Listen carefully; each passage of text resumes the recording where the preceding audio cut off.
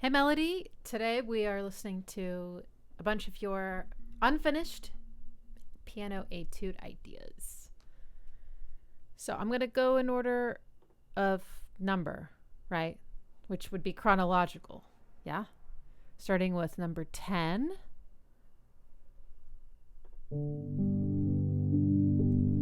Oh, major.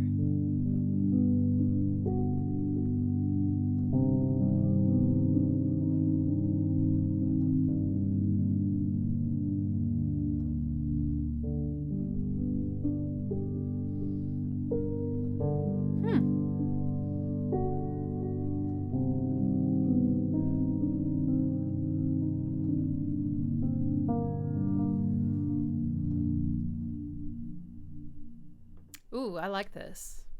I think this has potential. So you got a major chord first. G major chord. Arpeggio.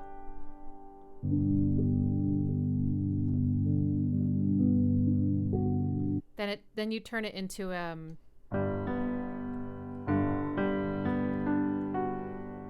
a G major 7th chord. I like that sound. That's pretty.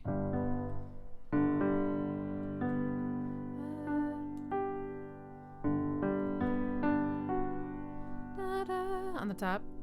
Then it went minor. It went to, I think it's a minor 4 chord. Yeah.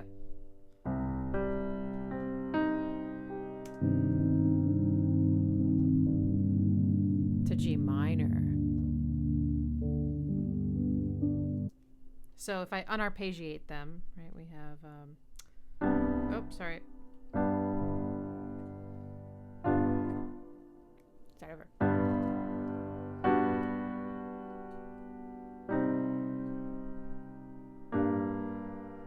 I wasn't expecting it to go minor. I was fully expecting that major resolution. So that was really emotional. Here it goes.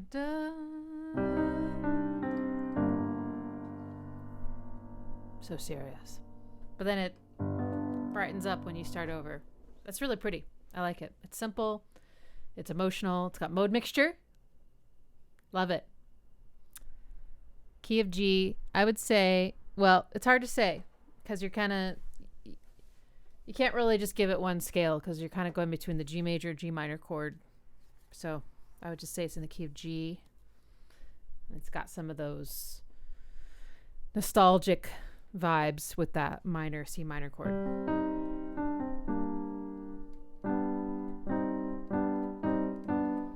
Okay. Love. All right, next is Etude 12.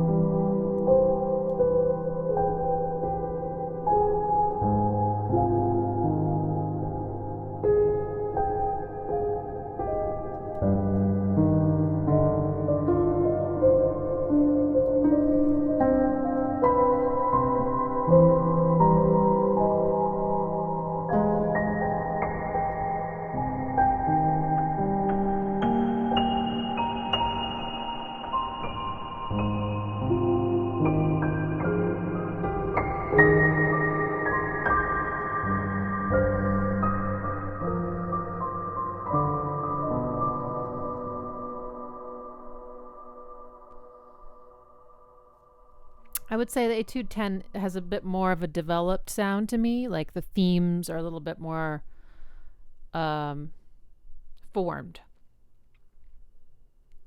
And there's repetition. This one sounds like maybe you were more in an improvisational phase of composition, I'm going to guess.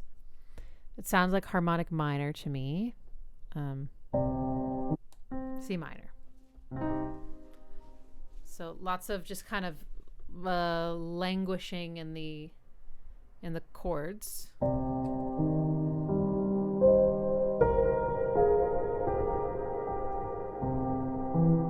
Oh right, I forgot about that part. So I like so you had this C minor feeling, and then it goes.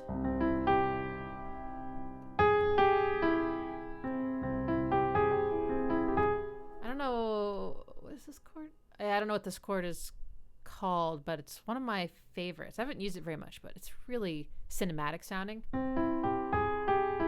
Like there's a film score that does that over and over with violins, I think. It's on the tip of my brain. It's always on the tip of my brain. I think it might be Contact with Jodie Foster. Anyway, that sound also reminds me of Mixolydian in flat 6, which is Trent Reznor's fave. So that was really unexpected to hear that chord go major. I really liked that. It always feels like Parting of the Clouds when you go from minor to major, you know? Oh, I'm wrong. Da-da-da-da. Very harmonic sounding. Hear that? Mm-hmm. The scale I would say that you're using in that one chord is called harmonic major. So I just learned this. It's like all major until the very end when it turns into the harmonic minor scale on the top.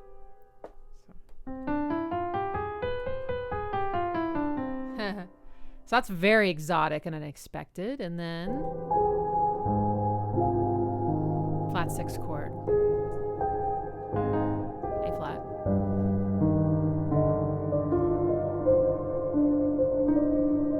And then this sort of implication of G major, that would be that major 5 chord. But I don't know if you actually give us the punchline, so to speak. Kind of dancing around it, which I like. There it is.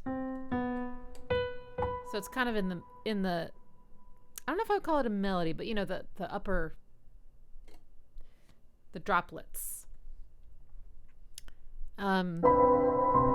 This is very droplet-y to me. This high. I'm not sure what's going on here, but okay, now we're back on C minor. Oh.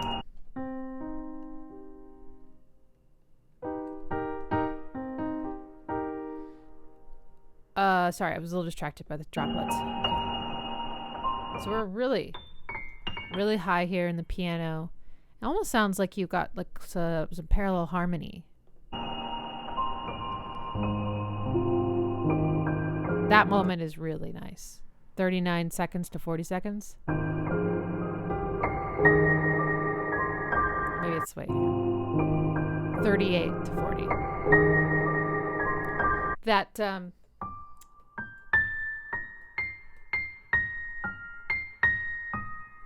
sorry. That could be a really cool thing to develop. It's a nice melody.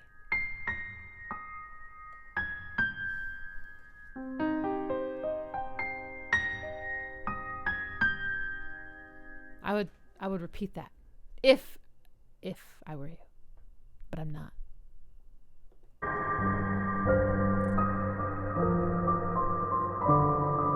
Yeah, there's that.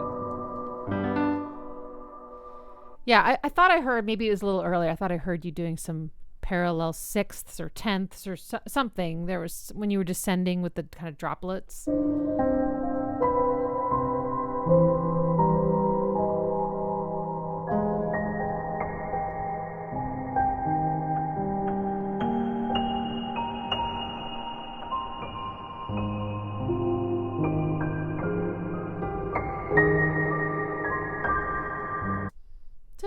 There was something parallel going on there. I'm not sure what those intervals, maybe fourths, fifths.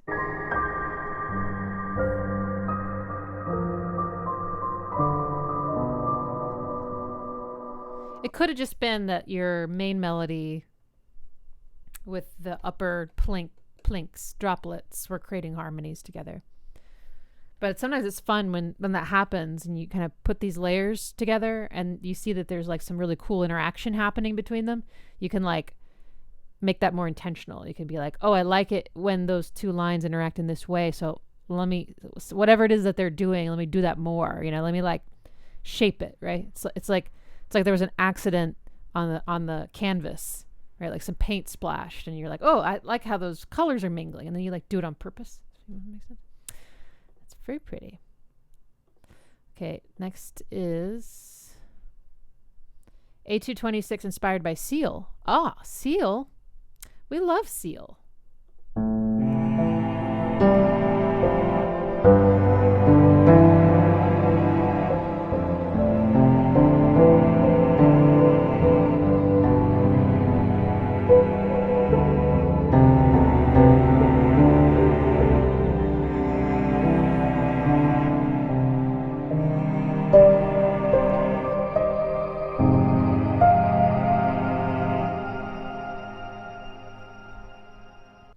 Okay, so I'm hearing a descending pattern.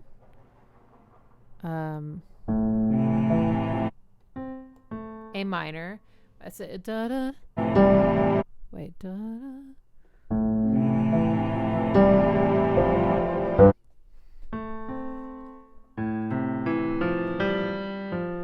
Okay.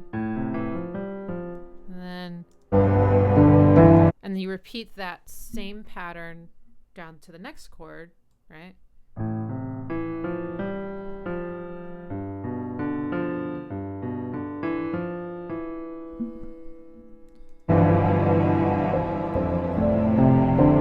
And you keep going.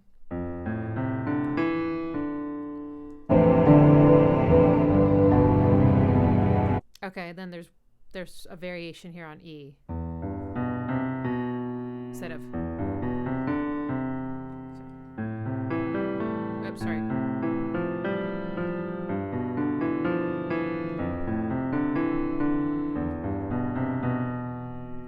I think it's good you did a variation there.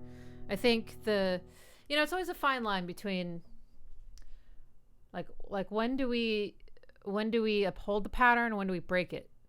I don't know if there's surely some musician has come up with some formula that they like. I haven't found anything like that. I think just kind of go on gut instinct, but sometimes our guts are not always reliable. But I think for the most part, I think it's safe to rely on our guts as musicians. I feel like our guts and our musical heart is about the same. Thinking about body parts now. Your musical gut heart. Yeah, I like it. I like how this sounds a lot. On the flat 6 chord, the F. On the other ones, that's nice. I don't know. They make me a little unsettled, but maybe that's a good thing. And then you gave us a minor 5 chord. I'm shocked. Melody. Can't believe it. Okay, now we're going down to D. D minor. And then down to C. Okay, so you're going all the way down. What's going to happen when you get to B? Okay. So you don't go to B. All right.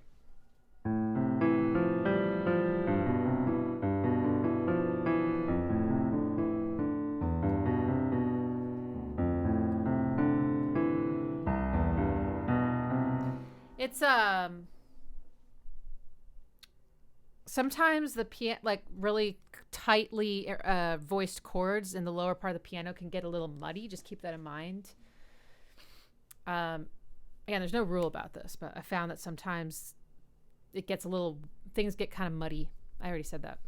I was trying to think of a different adjective. They wash together a bit. But I can hear what's happening, so. I also got some pretty low strings happening at the same time. It's just there's a lot going on in the lower ranges. Very foreboding sounding. And then it changes to C minor. Okay. I was definitely not expecting that. Okay, to F minor. Which sounds very pretty. Okay, that's where your idea stopped. That last part, I have to say, this last part I really like. So starting at 20 seconds.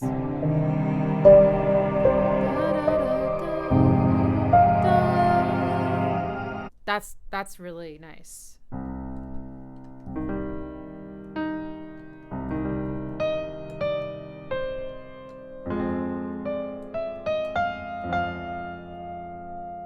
That also has potential theme-wise.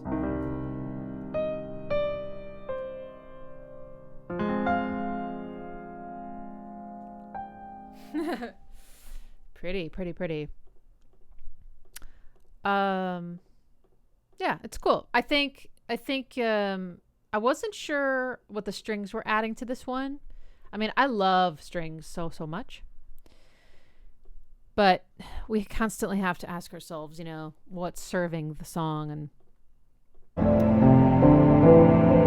maybe they can be droney, but I think you started to add some lines, kind of like, oh wait, are the strings playing the same MIDI as a piano? Is it like strings and piano together? Is it even just like one instrument that's like strings plus piano? Because that makes sense.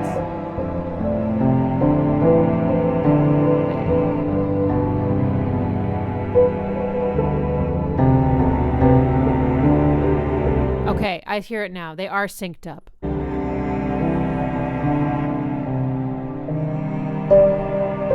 At least they were.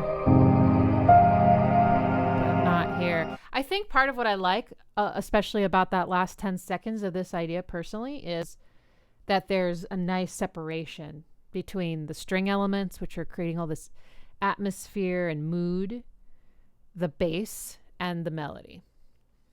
The first part, again, things are just a little bit more mingled together in the low range, and it was harder for me to make sense of what was going on or to pick things out.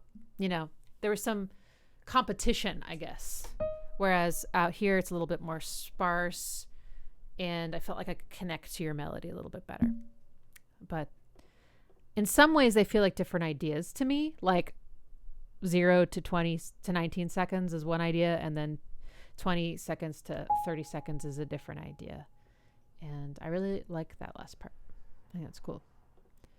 All right, next one is Etude 31.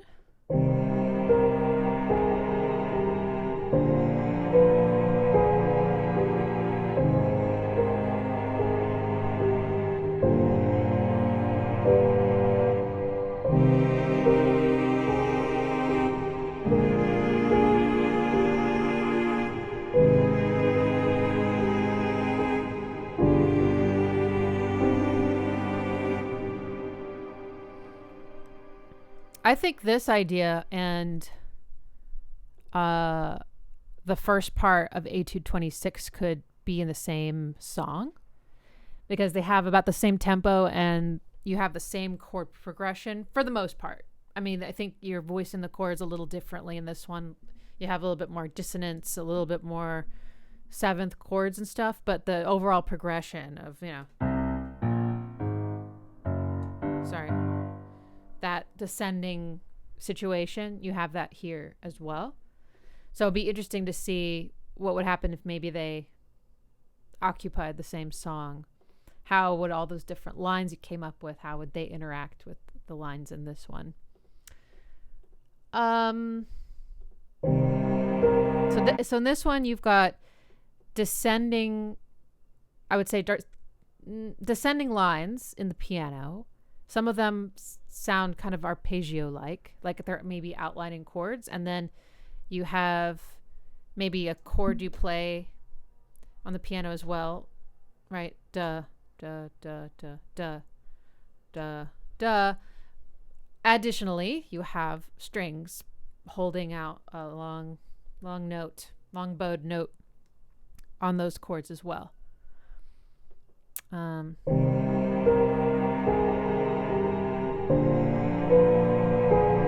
Okay, so what it sounds like you did here is you had your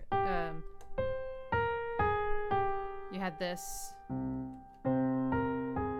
When you got to this chord, you decided to change the line to, and That's very dissonant because you've got a B flat here and a B natural up here. So it's very spicy and very unexpected. And this sets us up for like, what's the third one going to be? Because, you know, now I don't know. You could do anything.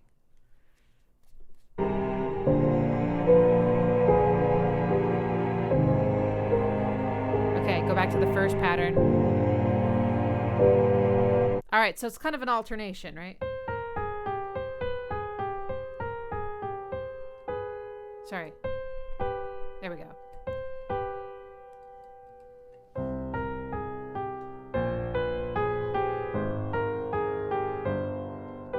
Like this. Okay. And the strings come in. Okay, that's an interesting chord. I think it's a dominant chord.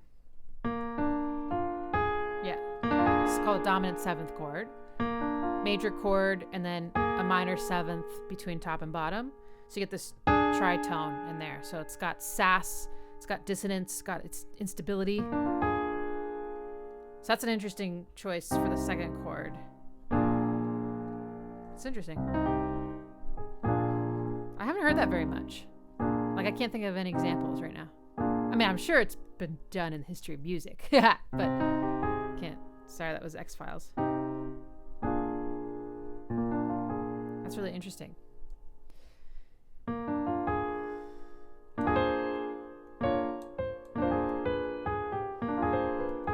That's pretty spicy. Do you like that? I think it's too spicy for me.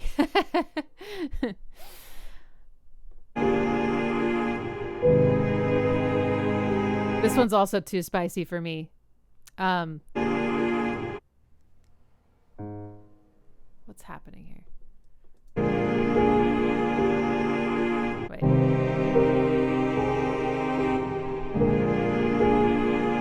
Oh, sorry. You changed the melody.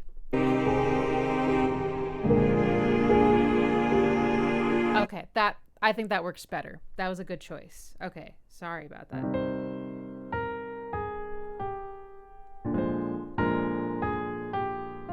Just took that line, moved it down a note. Yeah, that works. That's good. I wonder what that sound like. Oops.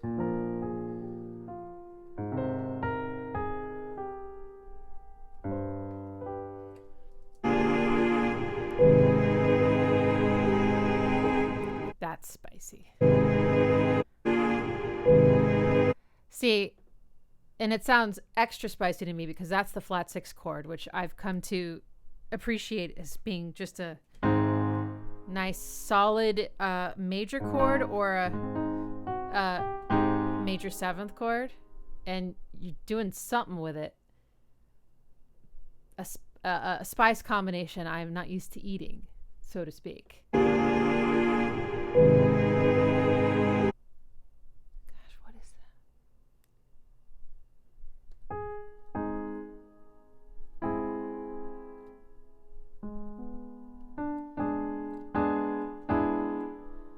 Sure what I'm hearing. Okay, I'm thinking I'm hearing an augmented sound. Hear that?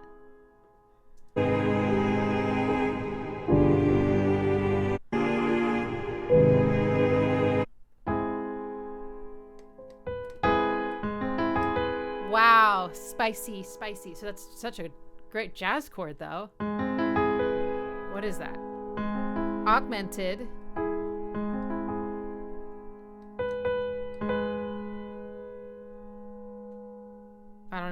I don't know what they call that. Wait, logic will tell me. Okay, gotcha.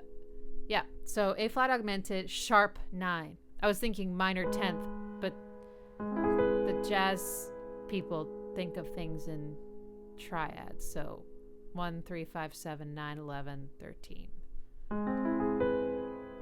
Gotcha. Anyway, that's an eyebrow raiser.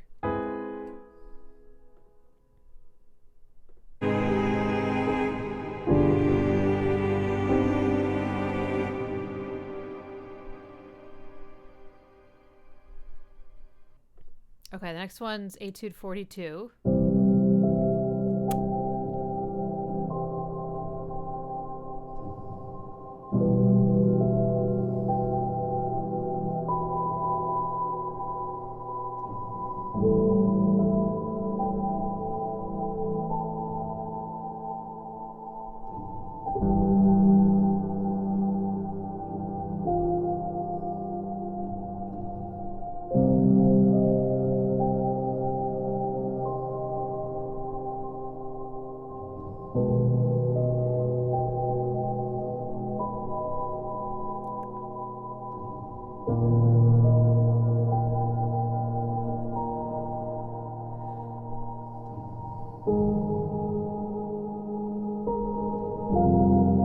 Pretty.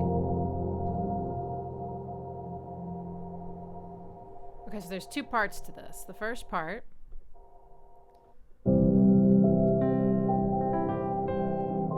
major.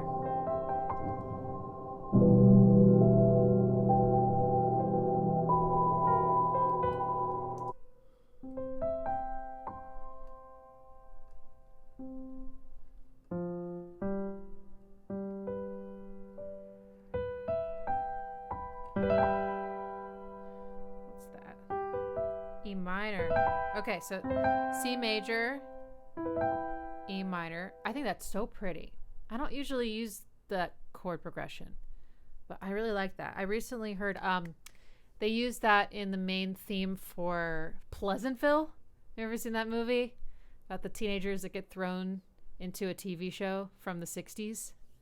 And there's this beautiful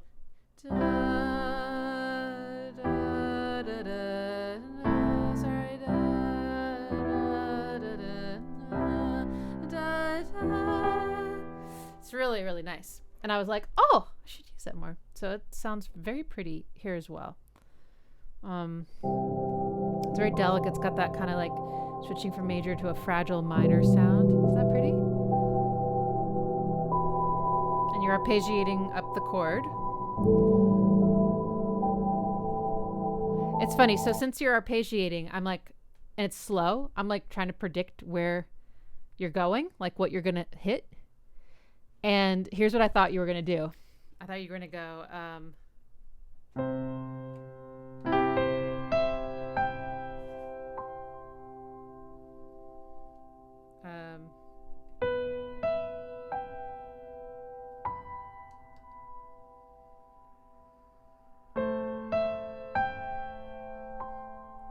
thought you were going to go all the way up to C, but you went, I think you went,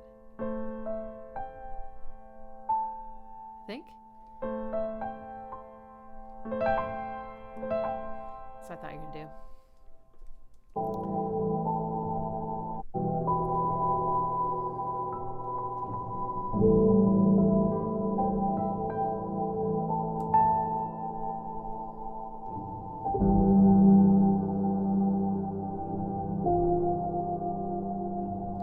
I think it's nice that you kind of broke up the pattern on that last one. That felt good, right?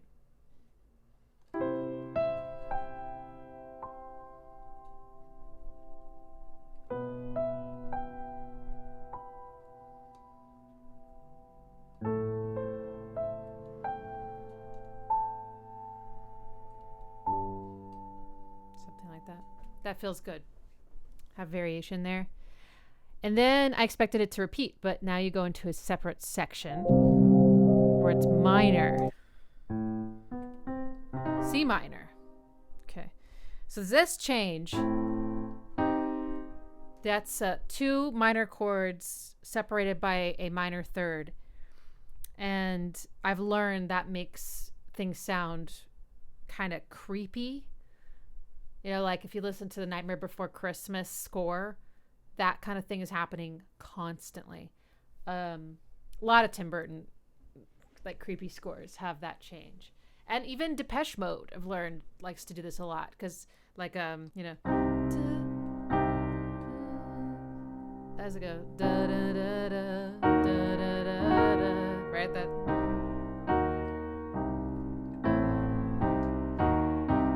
See how, like, freaky that sounds? So this is quite a shift.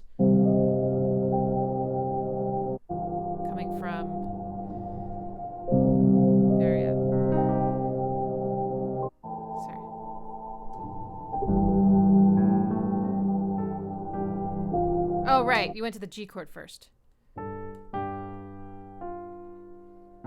That's good. That's less of a whiplash. I think that works a lot better than I thought. For some reason, I forgot you went to G. All right.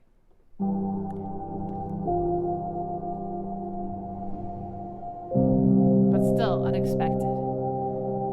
It's like you like comforted us, and now you're like taking that away. I like that.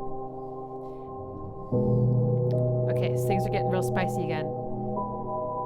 That sounds like another augmented chord to me.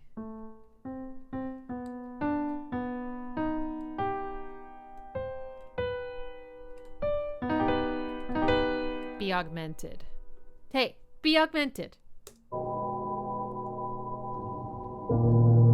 Okay.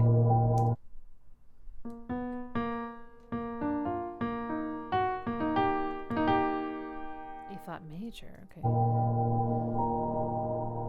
That's an interesting shift. There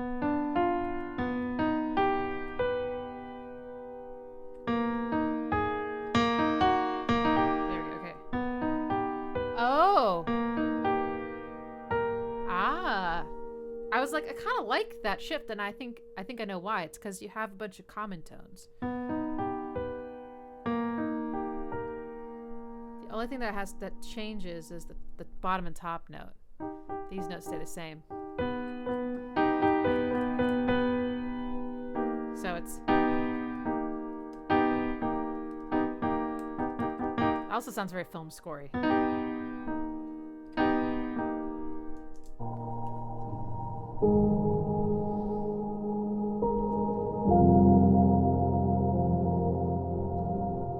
It feels like it's moving in another direction there. I really like that. Da, da, da.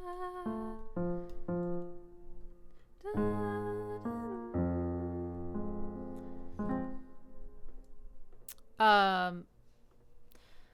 I don't know. I'd be curious to see what would happen if you develop this by way of like taking the first chord progression, the one that goes to G, and instead of continuing on with the minor one, go back to C major, and then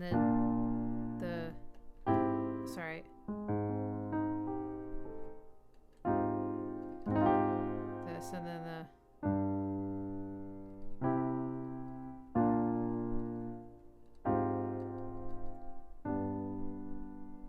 and develop that for a while, and then, almost like a verse or something, and then when you've really built up the expectation that we're in major land, go to the C minor spicy version.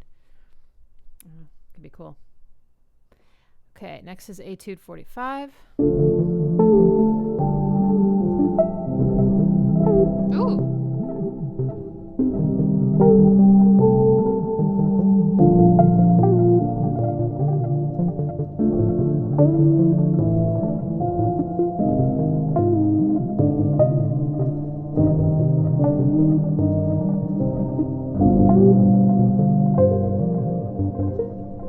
That's pretty cool. I love the synth. I guess it's a 303, but it's in such a bloopy delay kind of form. It's really kind of aquatic and very evocative. It's all like rainbow fish or something.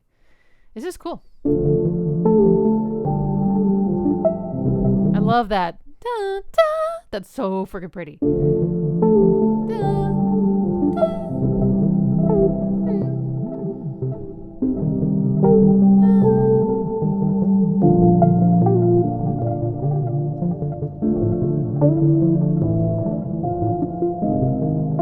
I like that switch. That's cool. D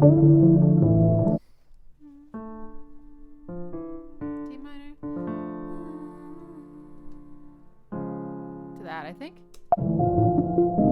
Nope. Another dramatic chord.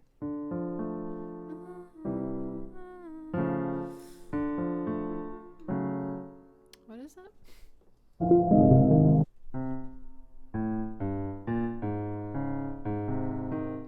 A flat. Okay, so.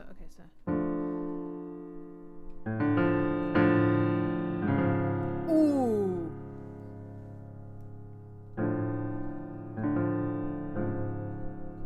That's really cool. What's going on there? They have common tones. They have an F in common.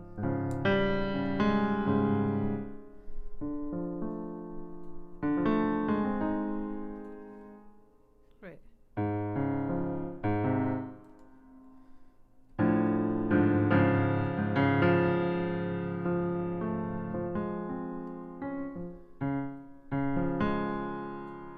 Oh, I thought that's what I did. No, I went the other way, didn't I? Went to... I don't know what I did before, but okay. So, minor chord, and then you just go down half step on the root. Oh, yeah. Oh, yeah. This is a recent discovery of mine. I love this. Minor chord, and then a major chord a half step down, which keeps the middle note the same. You can really make cool melodies by capitalizing on the common tone, you know. So if melody was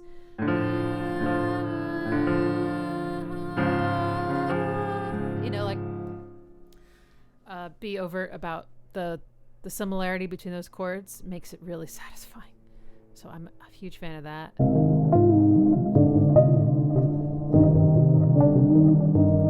Okay. So, okay, what's the first chord? D minor? C major. C minor. Nice. B flat major. D minor. C sharp major. C minor. G major. I see what you're doing. I see what you're doing. Where you're, you know, some notes go down. There's a pattern, right? Oh, sorry.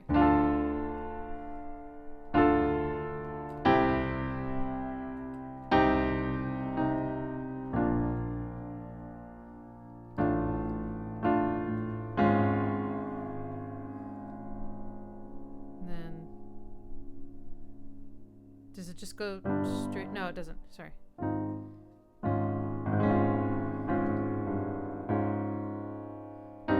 C minor.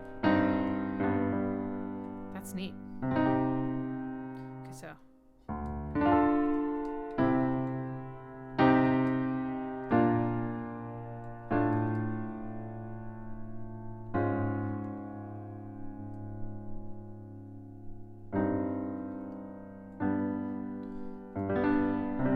Wants to lead you back to C, so that's going to be a fun little thing for you to figure out how to get out of, because you start over on D, and this sounds fine, but it'll be unexpected. That's cool. I mean, the thing about your etudes, right, is that, like, you know, you're a modern composer. You are using a lot of classical styles, but you're also, you know, infusing a lot of modern songwriting and production, obviously, into these. So it makes sense that you're going to sometimes lead us to relax into like that classical mode, and then you're going to take us out of that, and you're going to break the rules, right? So that's cool. Nice ping pong delay.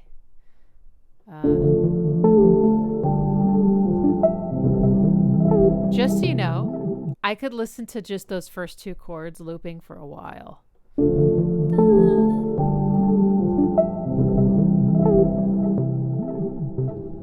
Shit. I'm just going to try to move it back because I can't live.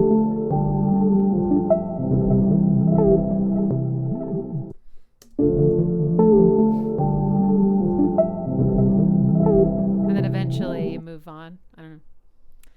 I guess I like repetition a lot. Okay, next is 58.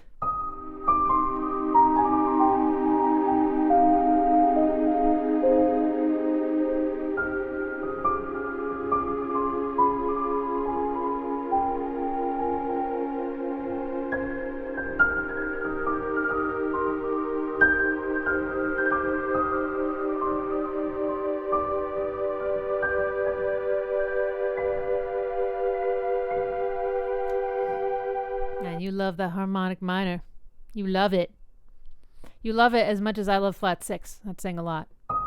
I mean, I'm just guessing. Sorry, I have something on my tooth and it's driving me crazy. Okay. That's pretty.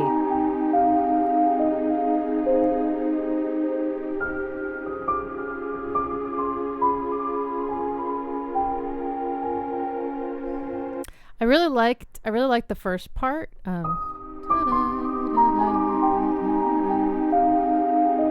That's so pretty. That melody is really nice.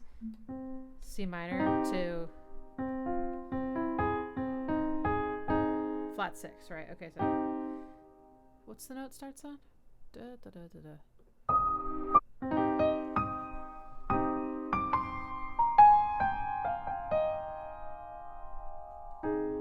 Something like that. Such pretty rhythm too.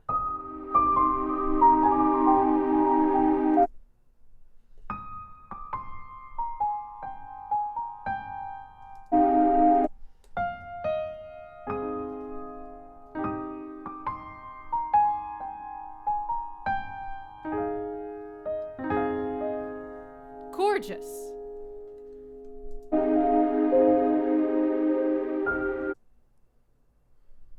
Wait, what'd I miss?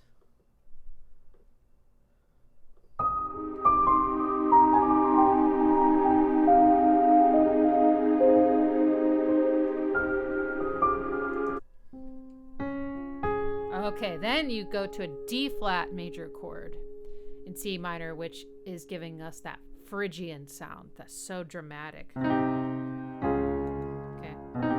Oops. You gotta really watch though what's going on in your melody when that happens, because you've completely shifted your harmony up a half step. Mostly. So this doesn't really work anymore with this chord. What'd you do? Oh, you moved it up. Okay.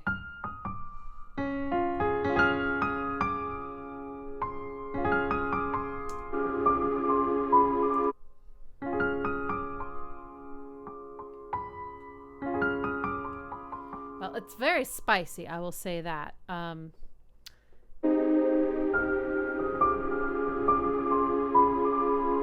But I'm kind of torn because it goes from sounding really pure and beautiful to sounding really grating. If that's what you're going for, great.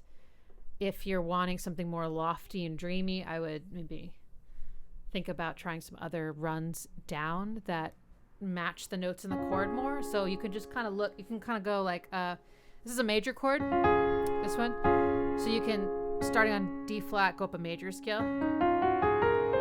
And those are the notes that you've got available. You don't have to do it that way, but that gives you a safe path down.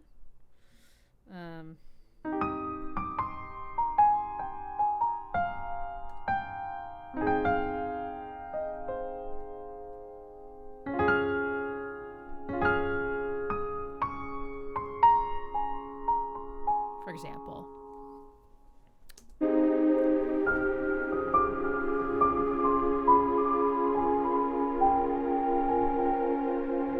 I like that rise. Yep.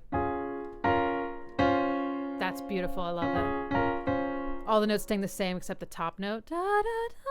It's a really nice ascending line.